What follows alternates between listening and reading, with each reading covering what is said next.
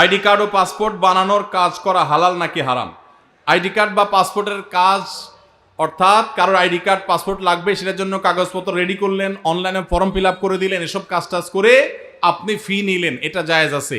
কিন্তু আপনি ID card এবং পাসপোর্ট অবৈধ উপায়ে যেটা পাওয়ার কথা না সেটা পাওয়াই দিবেন, যেটা 10 দিনে পাওয়ার কথা সেটা 5 দিনে পাওয়াই দিবেন, এই রকম করে যদি আপনি অফিসারদের সাথে তলে তলে লিঙ্ক করে ঘুষের লাইন করে আর ক্লায়েন্টের কাছ থেকে টাকা নেন, তাহলে সেই উপার্জন আপনার হারাম।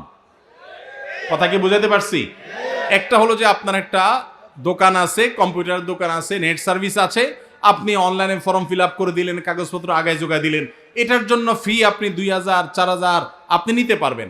কিন্তু আপনি ক্লায়েন্টের কাছ থেকে অতিরিক্ত টাকা নিয়ে ওই পাসপোর্ট অফিসার, এনআইডি কার্ডের ওই অফিসারে আপনি ঘুষ দিলেন, দিয়া আপনি কাজটা করে আনলেন।